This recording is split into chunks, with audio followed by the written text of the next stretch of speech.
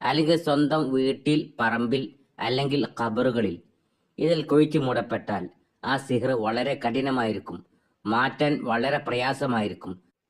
രോഗി ഒരുപാട് ദുരിതങ്ങൾ അനുഭവിക്കേണ്ടി വരും.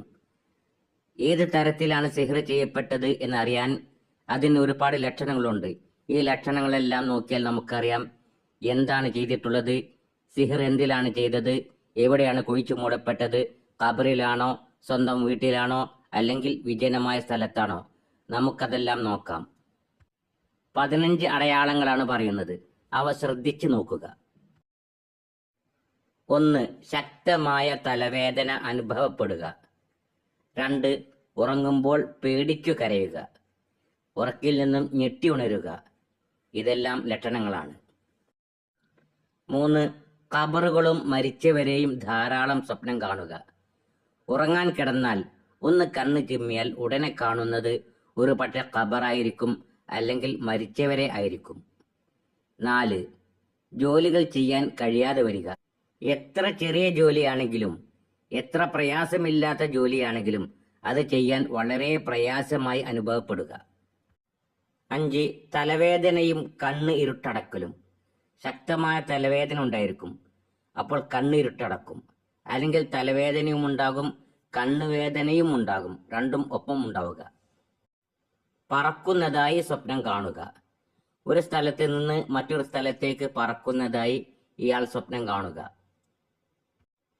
7. വലിയ വലിയ അസുരഭവനങ്ങൾ സ്വപ്നം കാണുക.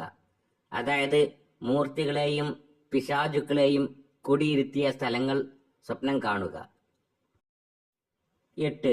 ശരീരത്തിന്റെ ഇടതോ വലതോ ഭാഗം വേദനയും തളർച്ചയും അനുഭവപ്പെടുക. ഒരുപക്ഷെ ശരീരത്തിന്റെ ഇടതു ഭാഗമായിരിക്കും വല്ലാത്ത വേദന, ആ ഭാഗത്ത് തളർച്ച സംഭവിച്ചതുപോലെ ബലമില്ലാതെ തോന്നുക. അല്ലെങ്കിൽ വലതു ഭാഗത്ത് ഇതുപോലെ തോന്നുക. 9. ഭയം അധികരിക്കുക.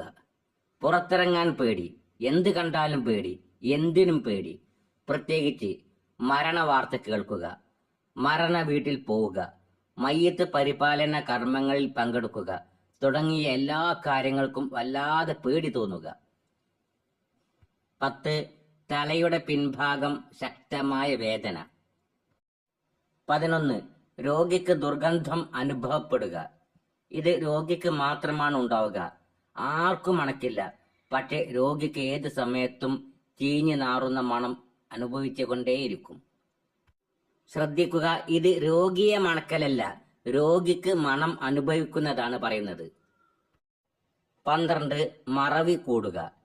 രോഗി ഏത് കാര്യവും പെട്ടെന്ന് മറന്നു പോവുക. 13. തകർന്ന വീടുകളും സ്ഥലങ്ങളും സ്വപ്നം കാണുക. 14. ഹൃദയമിടിപ്പ് കൂടുക. 15. ശരീരത്തിലെ ഏതെങ്കിലും ഭാഗം മാത്രം വിയർക്കുക. ഒരു ഭാഗം മാത്രം വിയർക്കുക, മറ്റ് സ്ഥലങ്ങളൊന്നും വിയർപ്പില്ല.